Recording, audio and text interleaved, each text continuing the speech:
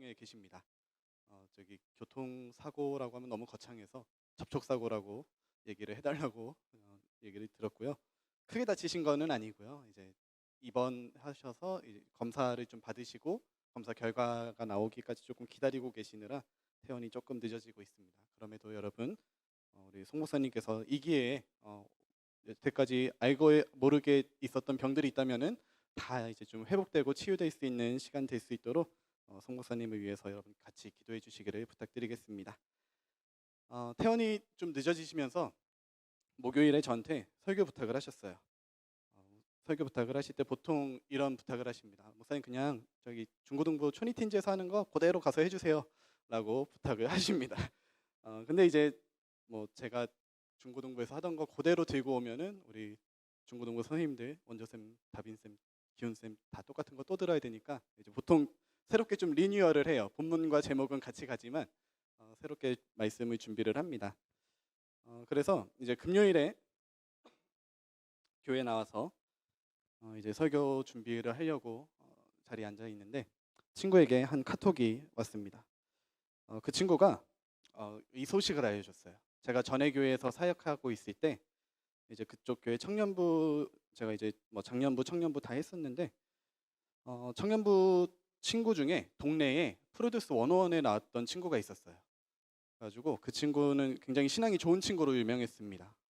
저기 뭐 인스타에다가 성경 말씀도 많이 올리고 뭐 교회 가서 또 이렇게 좀 이렇게 나름 뭐 유명인이니까 조금 이렇게 인사치레도 좀 하고 또 전도 축제 이런 거 하면은 가서 또 하는 그런 친구였는데 그 친구가 동네 살아서 가끔 시간이 될 때마다 저희 청년부 예배나 모임에 와서 같이 기도를 많이 했습니다. 그 친구가 뭐 이렇게 저희 청년부 예배 준비하듯이 제가 2시 반에 예배 시작이었는데 1시쯤 청년부실에 있으면 그 친구가 쓱 와요. 와서 그때는 이제 전우사님이었으니까 전우사님 같이 기도 좀 해주세요. 같이 찬양하고 싶어요. 하면서 같이 기도하고 찬양하고 몇 번 그렇게 했던 친구가 있습니다. 그런데 그 친구가 지난 9월 9일에 스스로 목숨을 끊었다는 기사가 엊그저께 금요일에 나왔습니다. 굉장히 충격적이었어요. 나름 뭐 그 친구가 뭐 유명하거나 뭐 특출난 것은 아니었지만 그럼에도 그 친구가 얼마나 하나님을 향한 갈망이 있었고 얼마나 하나님을 의지하는 친구였는지 봐왔었기 때문에 그 친구에게 그 간절함이 있었다는 것을 알았고 저도 그를 위해서 많이 기도했었고 소식을 종종 찾았었는데 그 친구가 그런 일을 당했다는 것을 듣고 굉장히 충격이었습니다. 그래서 설교 준비가 잘 안 되는 거예요. 내가 전하려고 하는 말씀은 이 모든 일의 증인이 되라는 말씀인데 자꾸 막 이 친구 생각 때문에 설교 준비가 안 되면서 한 가지 고민에 빠졌습니다. 과연 신앙이란 무엇일까? 믿는다는 건 도대체 무엇인가? 교회 열심히 나오고 뭐 인스타그램에 성경 말씀을 올리고 간절한 마음으로 하나님을 찾는 것이 신앙이 아니었는가? 라는 질문을 하게 됐어요. 마태복음에 이르면 심령이 가난한 자들에게는 복이 있을 것인데 천국이 그들의 것이라고 예수님께서 말씀하셨습니다. 그런데 하나님, 주님, 천국은 어디 있습니까? 구약시대 때도 솔로몬을 통하여서 이런 약속을 하셨어요. 너희가 악한 길에서 떠나서 스스로 낮추고 하나님의 얼굴을 구하면 내가 하늘에서 듣고 너희 기도를 듣고 너희를 고쳐줄 거다. 너희 땅을 고치겠다 라고 약속하셨는데 하나님, 도대체 왜 그 청년은 비극적인 선택을 한 것입니까? 물론 이 시대에 어떤 자살에 대한 정의가 조금 새롭게 되어야 된다는 생각을 해요. 어떤 사회 구조적이나 아니면 외부의 압박에 의해서 선택을 강요받는 점점 그런 시대를 살아가고 있습니다. 그럼에도 말이에요. 왜 그에게 소망이 없었습니까? 아무런 희망도 아무런 평안도 없었던 것입니까? 뭐 잘은 모르지만 하나님께 그런 기도를 그런 질문을 계속 드렸습니다. 한국 사회는 전 세계가 인정하는 높은 자살률을 보여주고 있죠. 학교 폭력, 빚이 있거나 투자의 실패, 사업의 실패 등 원인도 점점 늘어가고 있습니다. 뭐 주식이나 아니면 뭐 코인 하시는 분들 가끔 보면 이제 무리해서 빚을 내고 인생 한 방을 노리는 분들이 있죠. 그런 분들 이제 농담으로도 그런 얘기를 합니다. 야, 요즘 한강물 차가워. 하지 마. 한강물 많이 춥더라. 이런 얘기를 아주 쉽게 해요. 사실 굉장히 섬뜩한 얘기인데도 이런 사회를 우리가 살아가고 있습니다. 투자에 실패하면 빚을 내서라도 투자에 실패하면 그 사람은 일반인이 감당하기 힘든 크고 무거운 짐을 지게 되죠. 그런데 오늘 말씀에 보면은 오늘 우리가 읽은 말씀이 예수님께서 누군가에게 한 말씀들인데요. 그 말씀을 듣는 대상들이 있었습니다. 그들은 쉽게 말해서 전 재산을 다 팔아서 몰빵했다가 이 주식이든 뭐 코인이든 상장 폐지가 돼 버렸어요. 그 이제 정말 뭐 희망도 어떤 뭐 기대도 말 그대로 공황 상태에 빠져서 멘붕이 돼버린 사람들을 향한 예수님의 말씀입니다. 이들이 누구냐면 바로 예수님을 따르던 12명의 제자 마이너스 한 명입니다. 가룟 유다는 이미 갔고요. 예수님의 제자들이었어요.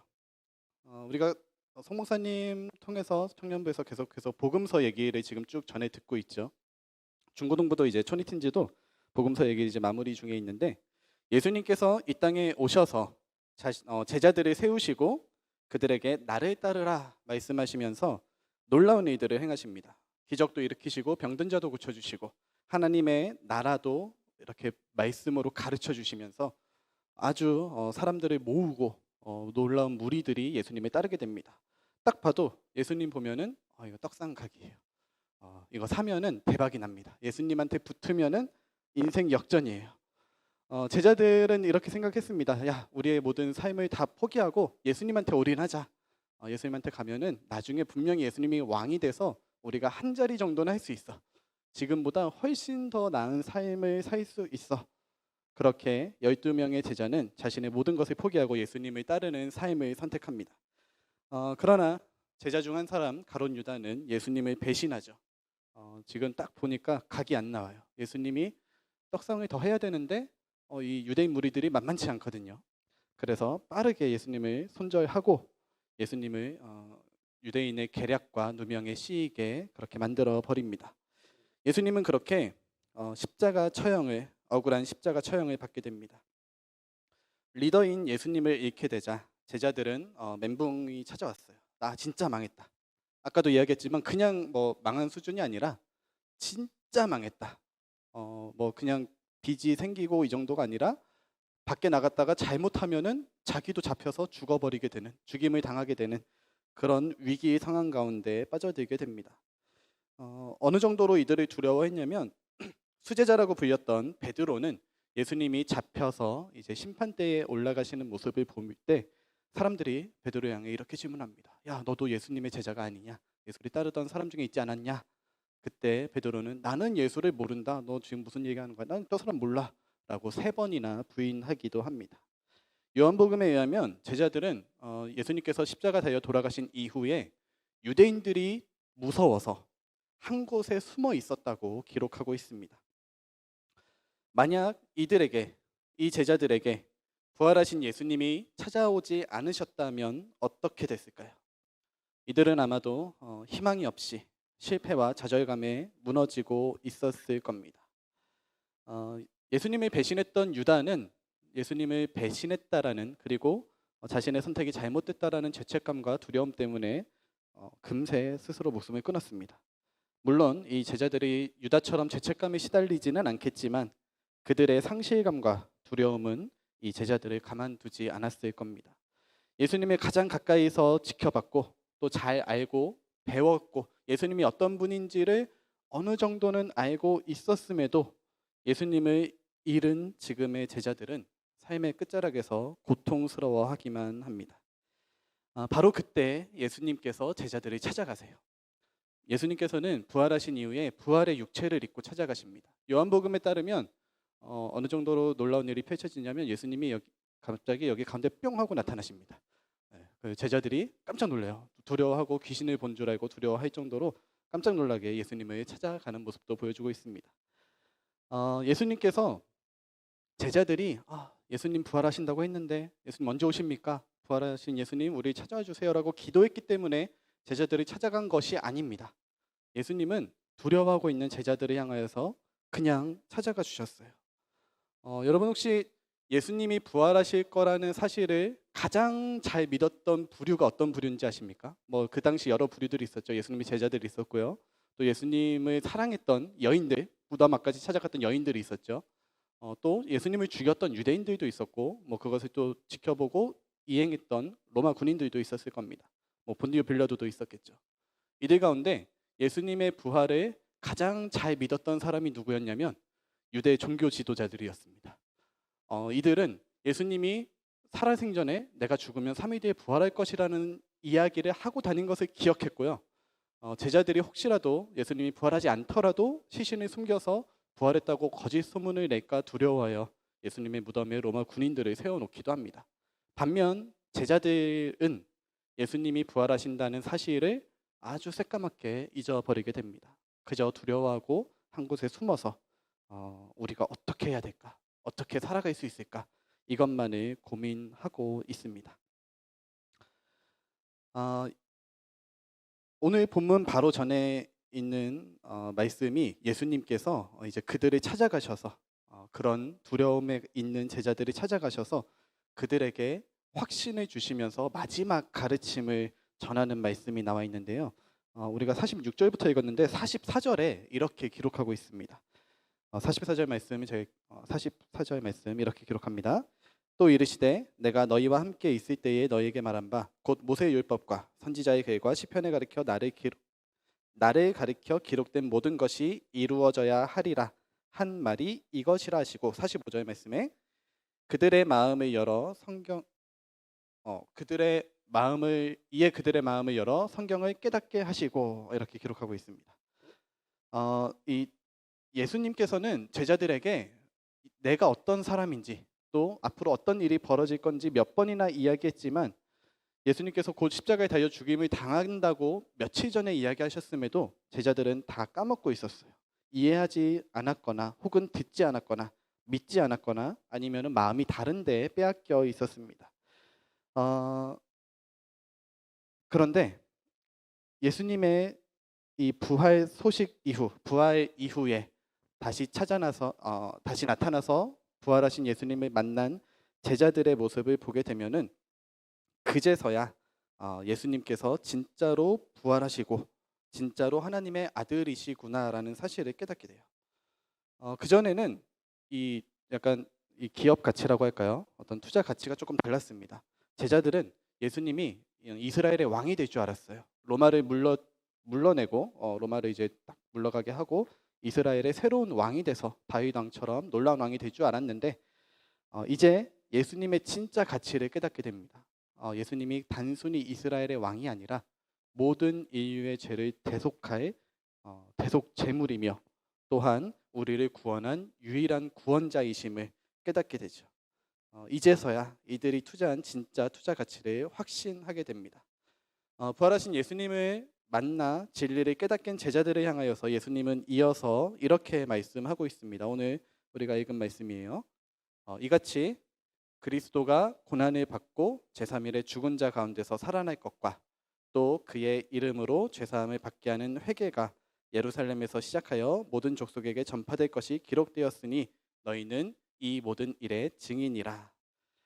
예수께서 죽으시고 다시 사셨으며 예수의 이름으로 인류의 모든 죄가 용서받게 되고 그 고백이 이 복음이 지금 이곳 예루살렘에서부터 모든 족속에게 전파될 것이 기록되었다고 이렇게 말씀하고 있어요. 아마도 이 예수를 따르던 무리들 중에는 예수의 제자들 중에는 조선왕조실록 보게 되면은 이제 왕이 어떤 말을 했는지 늘 옆에서 적던 사람이 있었다고 하죠. 그런 것처럼 누군가가 예수님이 어떤 말을 했고 어떤 행동을 했고 이런 것들을 적는 사람이 있었던 것으로 사람들이 추측을 합니다. 그 문서를 이제 신학적으로 큐문서다 이렇게 얘기도 하기도 하는데요. 어쨌든 그 말씀이 기록이 됐어요. 일단 예수님이 기록하는 걸 봤을 거예요. 이 모든 일들이 기록된 것을 보고 야 이제는 이 책이 완성이 됐어. 그런데 이 책이 완성된 것으로 끝나는 것이 아니라 너희는 이 기록물에 이 복음서의 증인이다라고 말씀하고 있습니다. 예수님께서 제자들을 향하여서 너희는 증인이라고 말씀하세요. 증인은 무엇을 이야기합니까? 복음서 이 책은 사실이다. 여기서 말하고 있는 이야기는 진짜다. 내가 봤다. 내가 확신한다. 이렇게 증언할 증인이라고 예수님 말씀하십니다. 또한 증인으로 살아가기 위해서 49절 말씀을 보게 되면 이렇게 기록하고 있습니다. 49절 말씀에 볼지어다 내가 내 아버지께서 약속하신 것을 너희에게 보내리니, 이 약속하신 것이 뭘까요? 성령입니다. 성령 하나님을 너에게 보내리니 너희는 위로부터 능력으로 입혀질 때까지 이 성에 머물라라고 말씀하십니다. 부활하신 예수님을 만난 제자들은 머리로는 확신을 가졌어요. 이제는 우리가 투자한 것이 진짜 뭔지 깨달았고 진리가 무엇인지 깨달았지만 예수님은 바로 증인의 삶을 살라고 내버려 두지 않으, 이제 가라고 하지 않으세요. 잠시 기다려라. 하나님께서, 내 아버지께서 너희에게 약속한 성령을 주실 거야. 그리고 그 성령님의 역할이 무엇이냐면 우리 안에 거하셔서 능력을 입게 하시는 분이 성령님이다라고 말씀하고 있습니다. 그렇게 부활한 예수님을 만나고 그 약속을 기억하여 또 기도했던 120명의 제자들은 마가의 다락방에서 성령을 받았고, 그렇게 증인으로 세워진 사도들과 또 제자들, 믿는 성도들을 통해 복음이 전파되게 됩니다. 이 복음은 2000년의 시간과 또 수천 킬로의 거리를 뛰어넘어 세계 곳곳에 전해지고 있죠. 놀라운 사실은 이 복음의 증인들은 여전히 존재한다는 사실입니다. 2000년 전에 예수님을 진짜 눈으로 봤고 예수님을 만졌고 또 예수님과 함께 식사를 나눴던 제자들은 뭐 말도 할 것 없는 찐 증인이겠죠. 누가 봐도 그들은 진짜 예수님을 만났다라고 할 수 있을 겁니다. 그러나 예수님과 이 땅에 계셨던 예수님과 접점이 없었던 사람들 중에 증인들이 갑자기 막 생겨나기 시작해요. 대표적으로 사도 바울이 있었습니다. 사도 바울은 예수님께서 부활하시고 승천하신 이후에 제자들이 이제 예수님을 전파하고 다니자 예수 믿는 자들을 다 이제 잡아가다가 감옥에 가두고 괴롭히던 사람이었음에도 불구하고 다메섹 도상에서 부활하신 예수님을 만나게 됩니다. 그리고 완전히 새로운 삶을 살게 되죠. 주님을 만난 이후에, 주님의 음성을 듣고 난 이후에 전도자의 인생, 또 증인의 삶을 살아가게 됩니다. 복음서에 대한 내용들, 또 성경에 대한 내용들, 예수님에 대한 진리의 말씀들이 진짜야. 내가 다 확인했어. 내가 예수님 만났어. 라고 증언하는 그런 증인의 삶을 살게 됩니다. 사도 바울 이후에도 여전히 예수님을 만났다라고 주장하는 증인들은 이 세상 곳곳에 아주 널리 퍼져 있습니다. 우리 대한민국에도 많이 있고요. 우리 이촌동 교회도 많이 있습니다. 여러분들도 혹시 그 증인 중 한 사람이십니까? 주님을 만나 성경이 진짜라고 확신하게 되고 또 진짜 가장 가치 있는 예수님을 따르는 사람들이 바로 증인의 삶을 사는 증인들입니다. 그러면서 오늘 말씀을 준비하면서 첫 번째 질문에 대한 해답을 찾았어요. 신앙인이란 무엇일까라는 질문으로 시작했었는데 신앙인이란 결국 이런 사람인 거죠.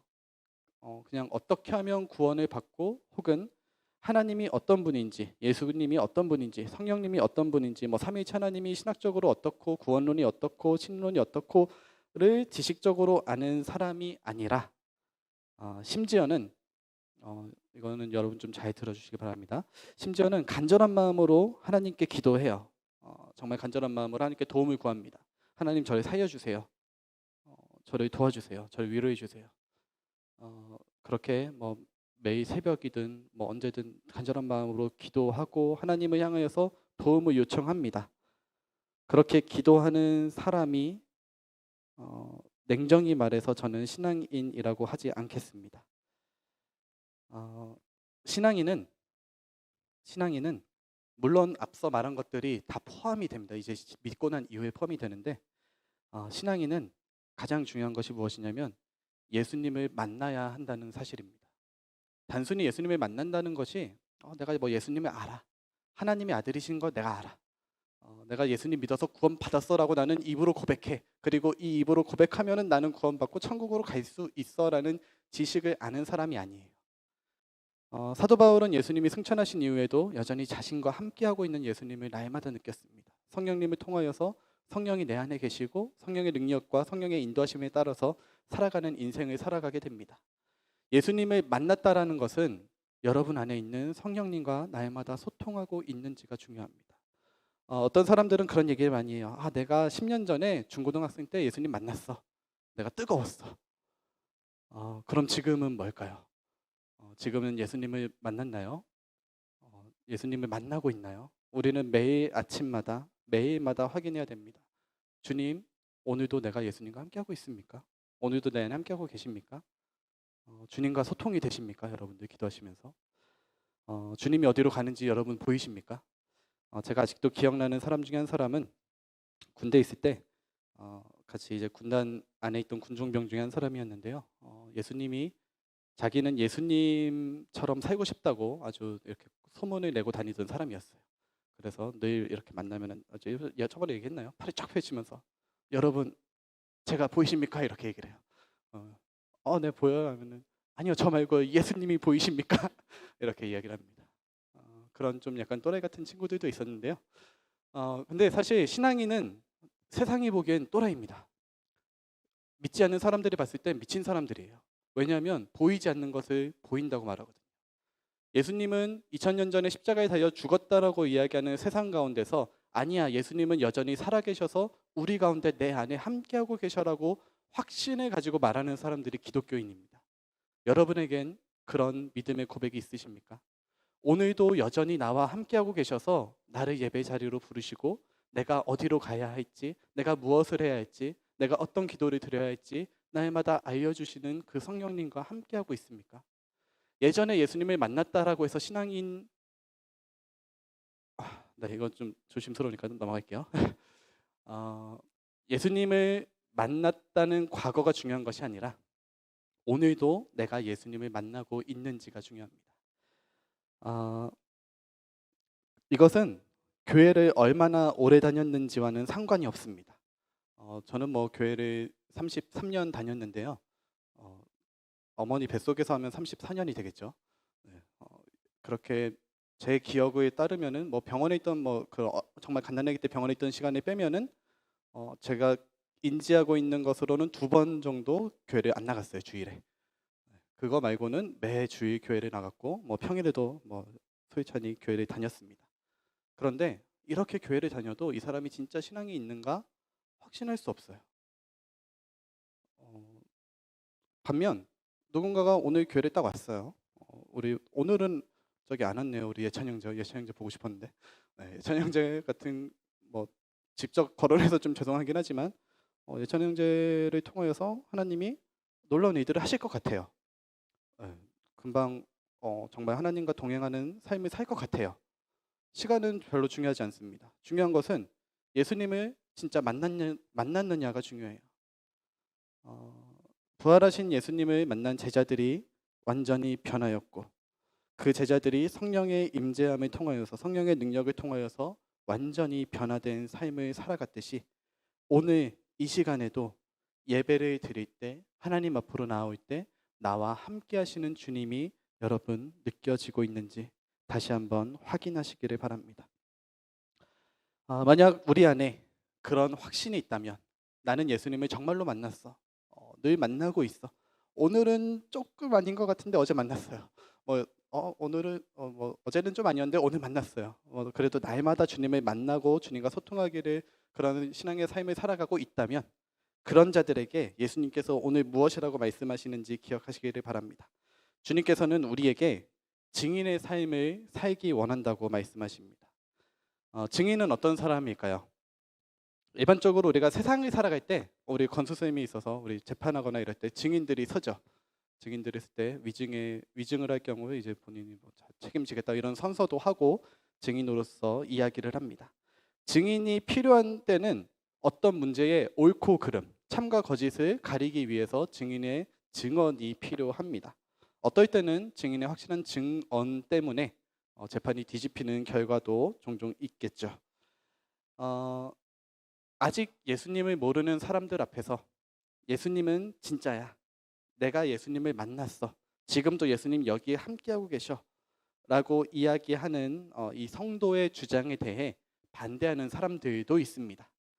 세상은 여전히 어떻게 창조주가 피조물을 대신해서 죽을 수 있느냐 이 놀라운 사랑을 전혀 이해하지 못하는 사람도 있고요. 왜 예수만이 유일한 구원이냐 라고 다른 길도 있다고 주장하는 사람도 있습니다. 그런 사람들 앞에서 증인은 성도는 여러분들이 만난 예수님을 사실 그대로 있는 그대로 이야기하는 사람입니다. 이 증인의 삶은 단순히 또 사실만을 이야기하는 사람들이 아니에요. 증인은 우리가 만난, 여러분들이 만난 예수님을 전하는 삶이 증인의 삶입니다. 저와 여러분들이 만난 예수님은 십자가에서 우리의 죄를 대신하여 죽으셨고 부활하셔서 하나님 보좌 우편에 앉아 계시고 성령님을 보내주셔서 언제나 우리와 함께 하시는 분인데, 중요한 것은 무엇이냐? 예수님을 전한다는 것은 그 예수님이 우리에게 부어주신 사랑을 전한다는 데 있습니다. 죽기까지 우리를 사랑하신 그 사랑을, 주님의 그 사랑을 증인인 우리의 삶을 통해 전해야 된다는 것이죠. 그래서 성경은 내 이웃을 내 몸과 같이 사랑하라고 말씀하고 있습니다. 예수님을 정하는 증인의 삶은, 예수님을 전하는 증인의 삶은 그냥 텍스처만 전하는 것이 아니에요. 물론 바른 진리와 또 바른 복음을 전해야겠죠. 올바른 교리도 전해야 할 것입니다. 그렇지만 거기에 그치지 아니하고 우리에게 보여주신, 또 우리를 변화시켜 주신 그 사랑을 전해야 하는 것입니다. 제자들은 모든 것을 깨달았지만 예수님께서 바로 보내지 않으셨다고 이야기했죠. 잠깐 기다려라. 기다려서 내 아버지 창조주 하나님께서 너희에게 약속한 성령을 기다리거라. 성령의 능력이 입혀질 때까지 잠시만 기다려라 말씀합니다. 지식이 다가 아닙니다, 여러분. 성령님은 우리 안에 늘 거하시며 또 성령의 열매를 통하여서 우리 가운데 일하고 계십니다. 우리가 바른 지식을 가지고 또 성령의 충만한 가운데, 성령의 인도함 가운데, 성령의 내주함 가운데 살아갈 때 그제서야 우리는 증인의 삶을 살아갈 수 있습니다. 여러분들 이 사실을 꼭 기억할 수 있기를 바랍니다. 그래서 우리 한문공동체가 또 우리 성도분들이 그냥 기독교인 말고요, 그냥 주일에 교회에 참석하고 나는 종교가 기독교라는 종교를 믿는 종교인 말고요, 그런 기독교인 말고요, 진짜로 예수님을 만난 증인의 삶을 살아갈 수 있기를 바랍니다. 이미 우리를 사랑하셔서 은혜를 부어주시는 그 주님 앞에 여러분 서시기를 바라고요, 그 주님과 만날 수 있기를 바랍니다. 예수님께서 십자가에 흘리신 그 보혈과 또 그 보혈로 인하여서 변화되고 부활하셔서 우리와 함께 하시는 주님을 날마다 만날 수 있기를 바랍니다. 우리 시간 함께 찬양하며 나아갈 텐데요, 이 주 앞에라는 찬양입니다. 이 찬양 함께 하며 나아갈 때 우리가 주님 앞에 바르게 섰으면 좋겠어요. 주님, 내가 주님 앞에 서겠습니다. 주님, 날 만나 주시옵소서. 주님, 내가 주님 앞에 설 때 나의 두려움과 나의 불안함들, 나를 피고 있는 모든 악한 것들 다 가지고 주님 앞에 솔직한 모습으로 서겠습니다. 주님의 보혈로 날 씻어 주시옵소서. 나를 변화시켜 주시고 주님의 능력으로 살아가게 하시고 주님의 그 영광의 임재 안에서 사랑으로 살아가게 변화되게 하여 주시옵소서. 우리의 마음의 고백을 담아서 이 시간 함께 찬양하였으면 좋겠습니다.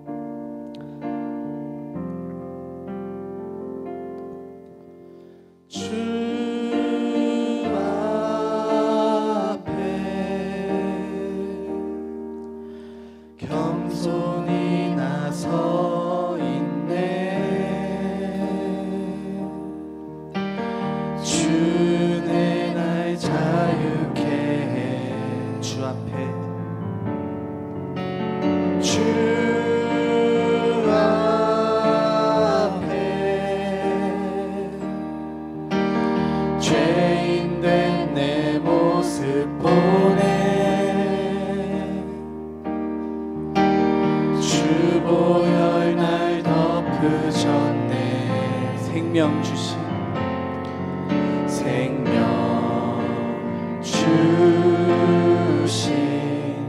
그 놀라운 희생으로 가장 크신 사랑 주 내게 주셨네.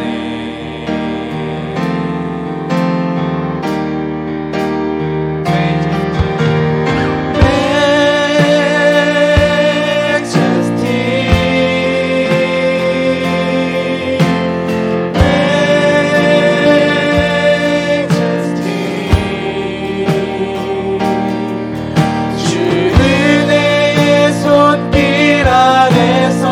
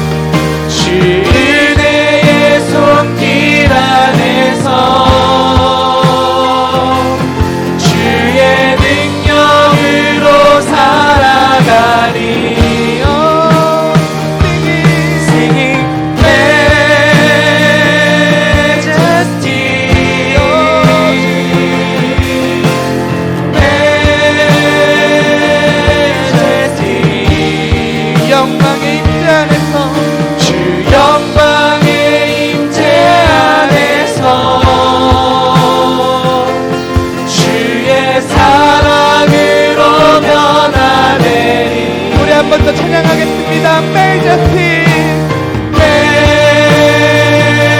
Majesty. 주님의 위엄을, 주님의 영광을, Majesty. 주님의 손길 안에서, 주의 손길 안에서 주의 능력으로 살아가리. Singing Majesty, oh,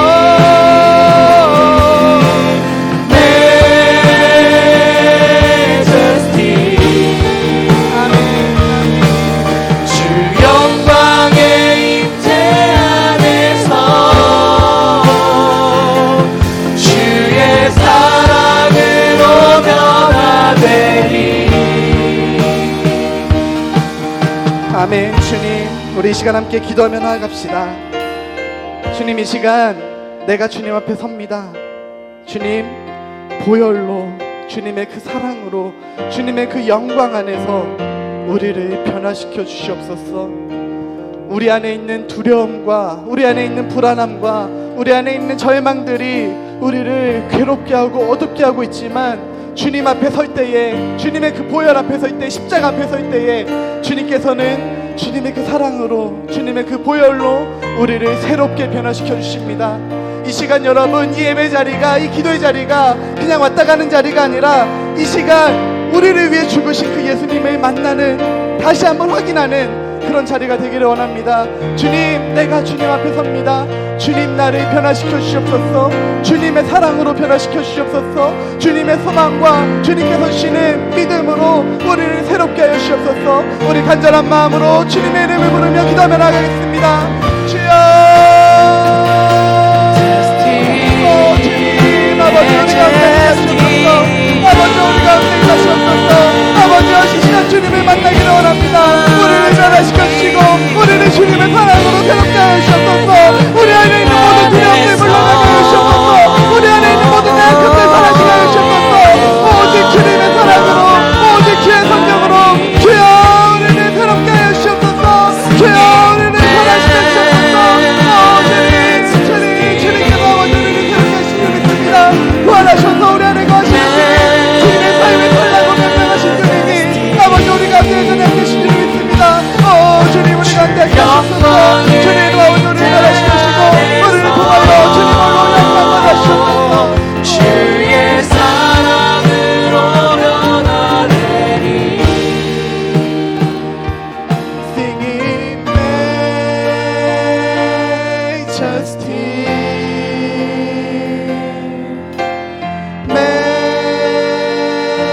Majesty. 주의 손길 안에서, 은혜의 손길 안에서 주의 능력으로 살아가리. Oh, Majesty, Majesty. 아멘. 주님 영광 받으시옵소서. Majesty, 주 영광의 임재 안에서, 주 영광의 임재 안에서 주의 사랑으로 변화되리. 아멘. 주님, 우리 가운데 함께 하신 줄을 믿습니다. 우리의 기도를 들으셨고 또 우리 가운데 함께 하고 계시며 우리를 변화시켜 주신 줄을 믿습니다. 주님, 우리를 증인의 삶을 살라고 명령하셨으니 세상 가운데 나아갈 때에 어떠한 두려움도 어떠한 절망도 우리를 틈타 들어오지 못하게 보호하여 주시고 오직 주님의 사랑으로 충만하여 주셔서 이 세상 가운데 증인의 삶을 살아가는데 전혀 부족함 없는 주님의 백성들, 주님의 자녀들, 예수를 따르는 제자들 되게 하여 주시옵소서. 우리 한몸 공동체 가운데 또 우리 이촌동교회 가운데 날마다 만나주시는 주님과 동행하며 나아가는 이 자리에 모인 모든 주의 자녀들 되게 하여 주시옵소서. 예수님의 이름으로 기도드립니다. 아멘.